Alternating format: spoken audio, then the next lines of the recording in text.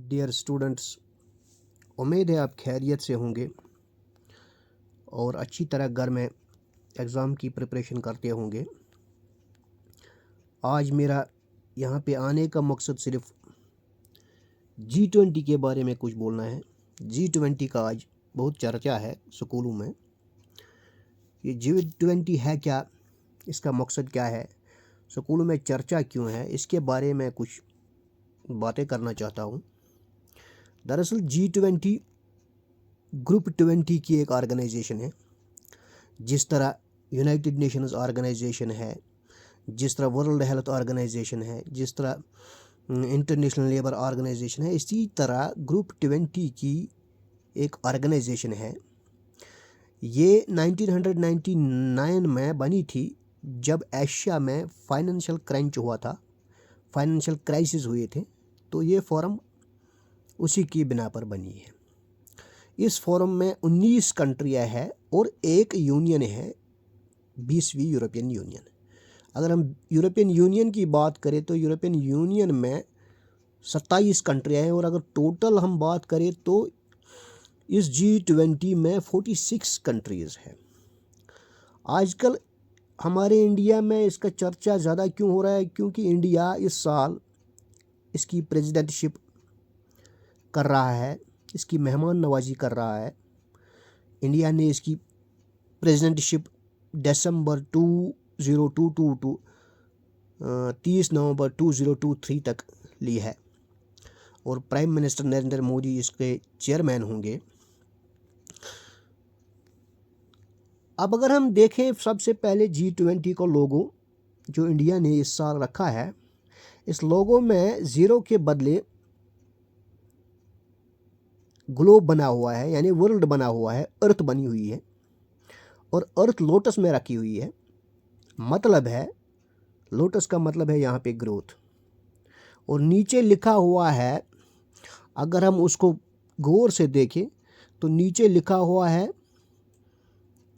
भारत 2023 और इंग्लिश में लिखा हुआ है इंडिया। फिर इसके नीचे में एक कोटेशन लिखी हुई है जो संस्कृत टेक्स्ट से लिए गई है।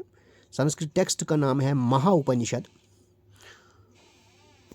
उस कोटेशन का नाम है वासुदैविया कौटुंबकम, one earth, one family, one future.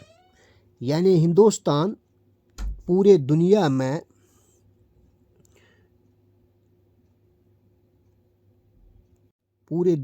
ये मैसेज फैलाना चाह रहा है कि दुनिया एक फैमिली की तरफ हो, सब मिलके इसमें काम करे ताकि दुनिया अच्छी तरह चले। अब अगर इसका एजेंडा देखेंगे, सबसे पहले जब ये फोरम शुरू हुई थी तो इसका एजेंडा था फाइनेंशियल स्टेबिलिटी, इकोनॉमिक कोऑपरेशन थी इसकी स्टेबिलिटी। ये उसी की बिना पर बनी थी, लेकिन आहिस्ता आहिस्ता इसने अपने शॉक्स जो हैं, ब्रांच जो हैं, बड़े कर दिए और आज इसमें हम बहुत सारे चीज़ इंक्लूड करते हैं।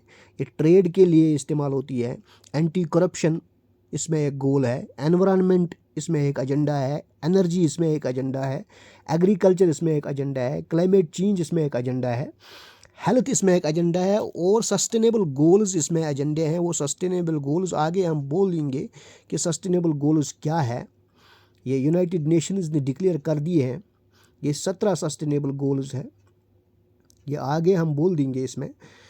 और इसके बाद इस साल हिंदुस्तान में गेस्ट कंट्रीज़ जो होंगे, जो यहाँ पे आएंगे G20 के सिलसिले में, उनमें Bangladesh, Egypt, Mauritius, Netherlands, Nigeria, Oman, Singapore, Spain and United Arab Emirates, ये कंट्रीज़ यहाँ पे गेस्ट के तौर पे आएंगे। और इंटरनेशनल ऑर्गेनाइजेशंस एज गेस्ट भी आएंगे यहाँ पे। उनमें यूनाइटेड नेशंस है, इंटरनेशनल मॉनिटरी फंड है, वर्ल्ड बैंक है, वर्ल्ड हेल्थ ऑर्गेनाइजेशन है, इंटरनेशनल लेबर ऑर्गेनाइजेशन है और वगैरह वगैरह ये ऑर्गेनाइजेशंस हैं। एक्टिविटीज़ क्या क्या होगी इंडिया में इस साल? इस साल इंडिया में बहुत सारी एक्टिविटीज़ होंगी। लगभग 200 मीटिंग्स इसकी होंगी हिंदुस्तान में। ये 200 मीटिंग्स लगभग 50 सिटीज़ में होंगी और लगभग 32 थीम्स पे, 32 एरियाज़ पे बात होगी। हिंदुस्तान के रिच हेरिटेज, में ये पहली बार हो रहा होगा कि यहाँ पे प्रेसिडेंटशिप हो रही होगी G20 की, और बहुत सारे मामलों पे बात होती होगी। अब हम सस्टेनेबल गोल्स की बात करेंगे। जो पहले बताया था मैंने, सस्टेनेबल गोल्स 17 है, इंटरलिंक्ड गोल्स है। ये गोल्स वो चीज़ है, अगर हम करें इसको तो शायद दुनिया ट्रांसफॉर्म हो जाएगी, शायद दुनिया अच्छाई की तरफ चले जाएगी।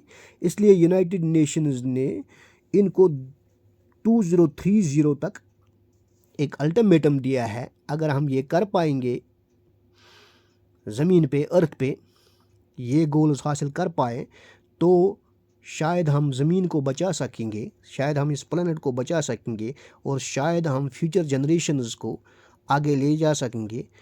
इन सस्टेनेबल डेवलपमेंट गोल्स में हमें 17 सस्टेनेबल गोल्स है। वो उनमें है नो पॉवर्टी, यानी पॉवर्टी को हमें दुनिया में ख़त्म करना है। ज़ीरो हैंगर, इसी तरह हैंगर को भी, good health and wellbeing, quality education, gender equality, clean water and sanitation, affordable and clean energy, decent work and economic growth, industry, innovation and infrastructure, reduced inequality, sustainable cities and communities, responsible consumption and production, climate action, life below water, life on land, peace and justice, और partnership to achieve the goal. ये सब चीज़ें हासिल करने हैं हमें 2030 तक, ताकि ये दुनिया अच्छी तरह चले, इस दुनिया में, इस दुनिया का माहौल अच्छा बने, इस दुनिया का माहौल ना बिगड़े।